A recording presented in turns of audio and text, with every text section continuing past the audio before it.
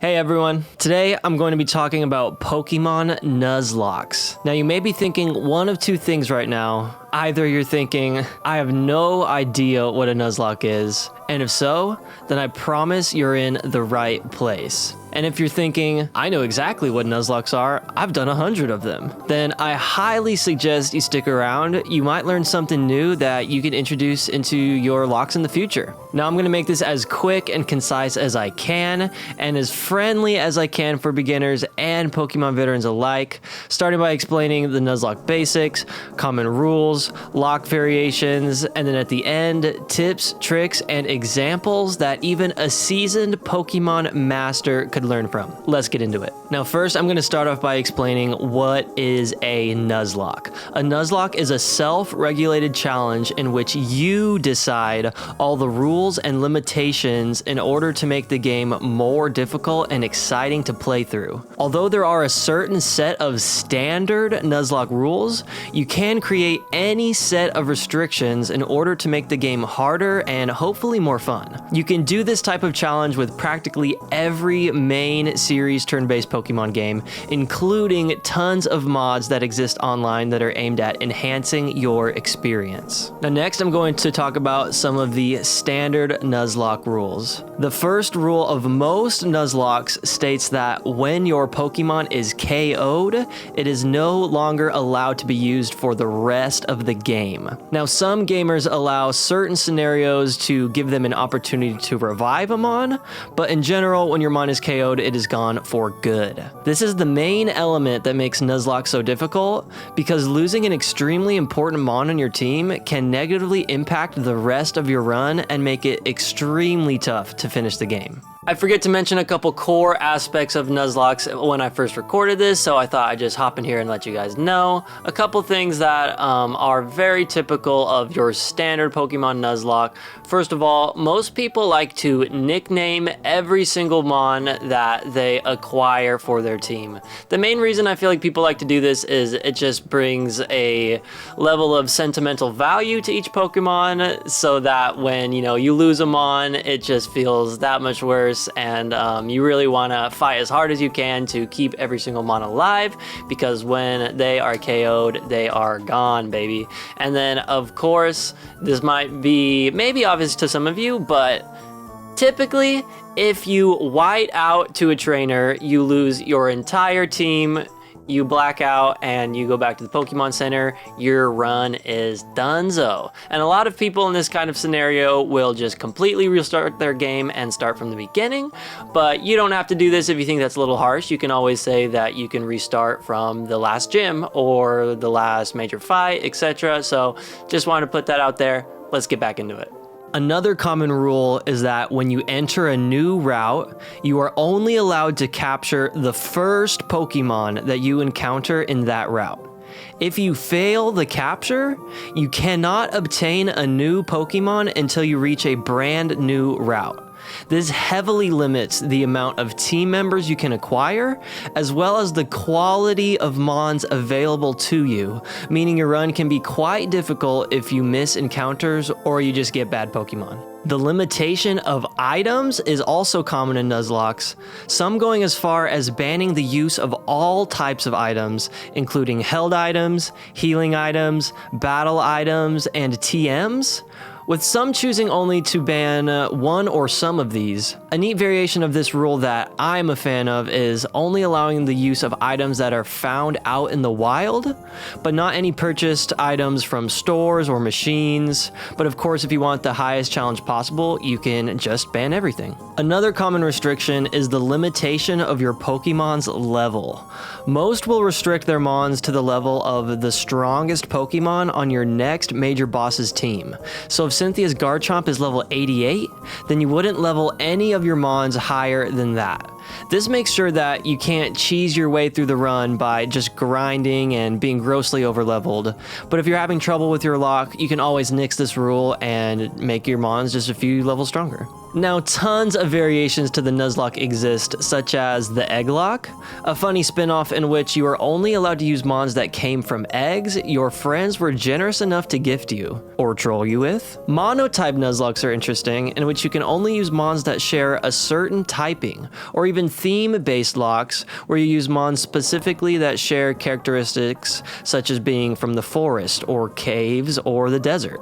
For my shiny hunters, who love a challenging playthrough, many are fans of the shiny lock, in which you can only play through the game with shiny Pokemon you have hunted yourself. If you want to play against a friend, there is the cage lock, in which after every gym, you battle your friend 1v1, and the losing trainer has to box the mon that lost for good. There are many more Nuzlocke variations that are enjoyed, and tons more yet to be invented, so feel free to be creative with your lock. Now finally, I'm going to get into some helpful tips and tricks that can benefit any Pokemon player, especially those interested in Nuzlocks, starting off with the importance of prepping your team. Making sure your team is prepped for your next major fight is key to having success with as little loss as possible.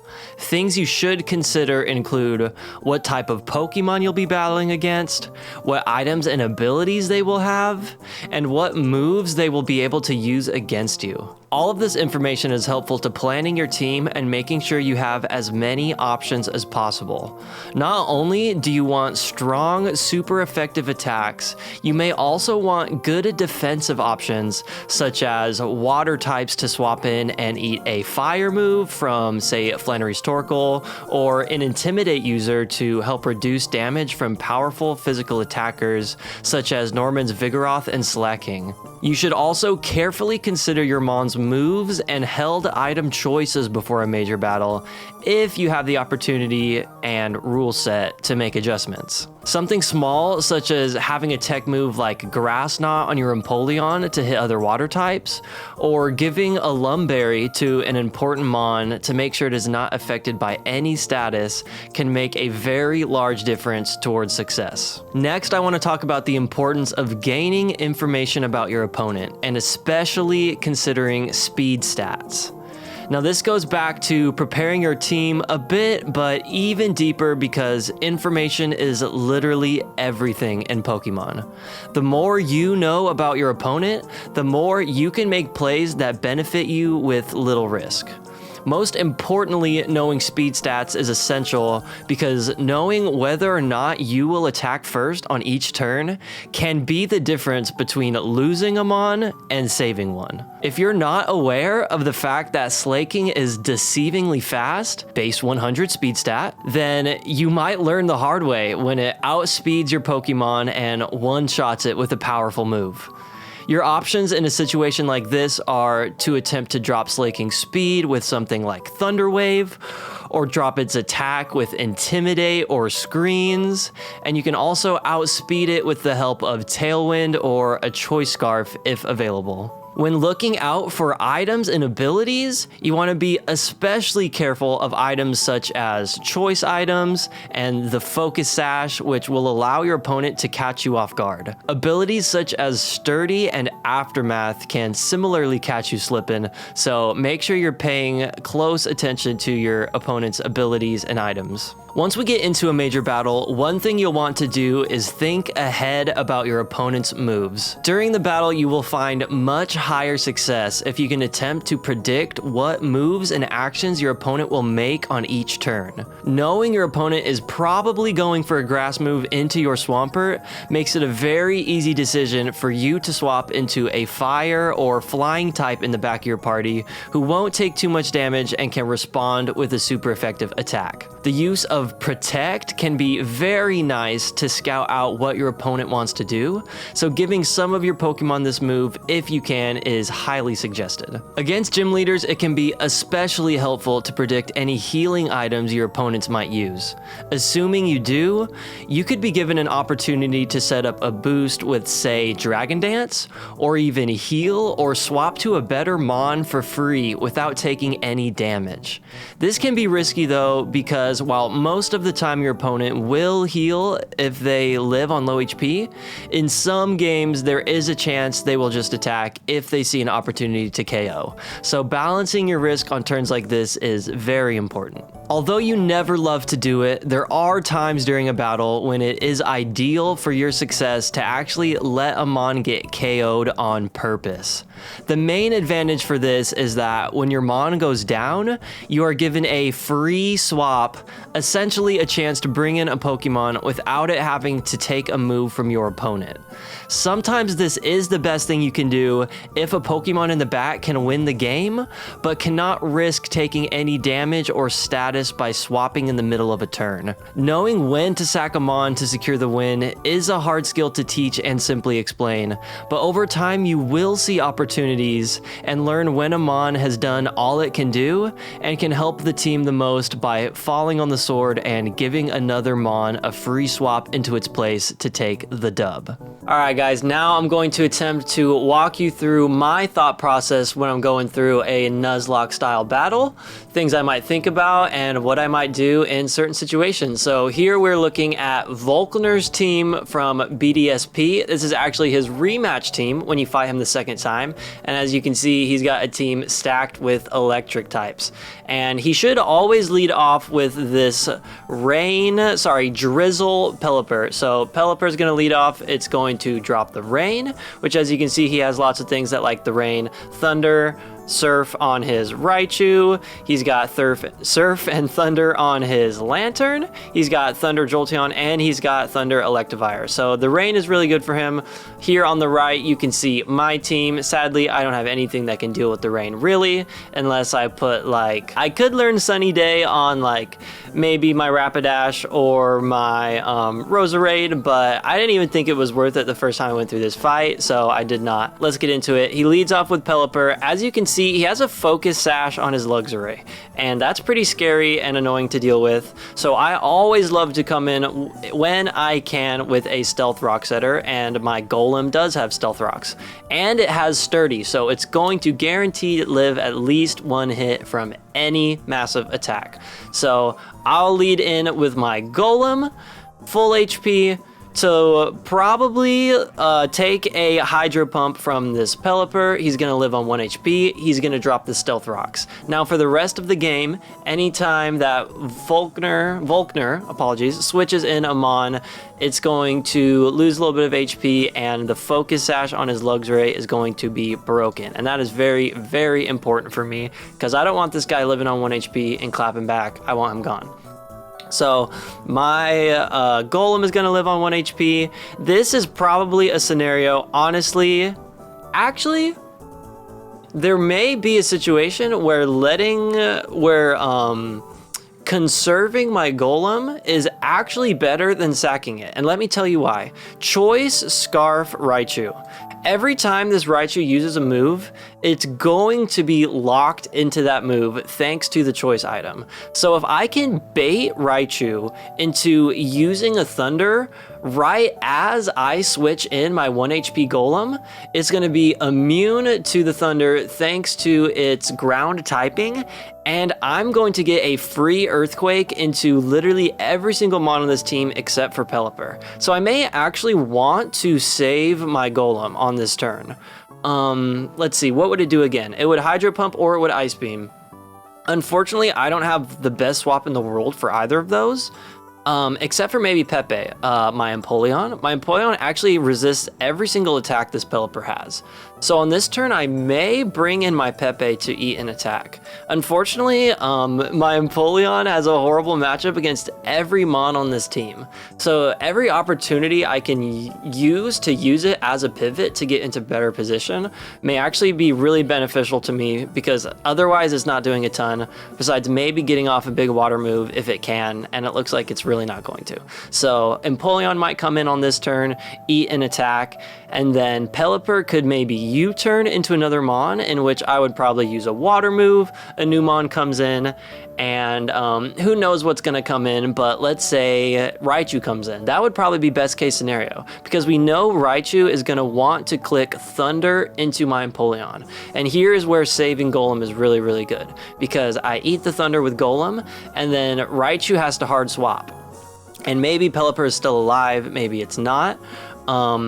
But here you can kind of see like where thinking a few steps ahead is very, very beneficial to me, because if I had let my Golem go down to the Pelipper, I wouldn't be able to abuse the Choice Scarf on this Raichu as heavily as if I didn't have that immunity. That immunity is very huge for me. But even let's say that I did lose Golem, I could do a similar thing with my Roserade. So Raichu is in, or let's just say I'm expecting any big electric attack. Bart can eat that electric attack and then is probably faster than most of these Mons, besides maybe Jolteon, maybe Electivire. It's going to eat the electric move, and then it's going to clap back with a big grass move or a big poison move. None of these Mons want to eat grass or poison. Of course, there's some ice moves here it might not want to eat, but hopefully this kind of gives you a little bit of insight into what I might be thinking when I'm going through a battle like this. Now, I thought I'd try to go through at least one more example of a Nuzlocke style battle for you guys, just to try and put as much information as I can and give you guys as much insight into what I might be thinking on each turn of an important battle like this. And I have brought us a fight that personally I always had trouble with. This is the BDSP first Elite Four rematch against Flint, the fire type master. And this guy has one Mon in particular that is an absolute nightmare to work around, but I've had a strategy in the past that has given me enough of a hand up against him to barely squeeze out the dub when I can. And most of the time I didn't even have a full team, but this time we're going to look at it as if I do. So Flint has got an entire fire type team, and most annoyingly, the Focus Sash Infernape. This guy is an absolute nightmare. It's faster than every Mon I have. It has the Focus Sash. It does insane damage.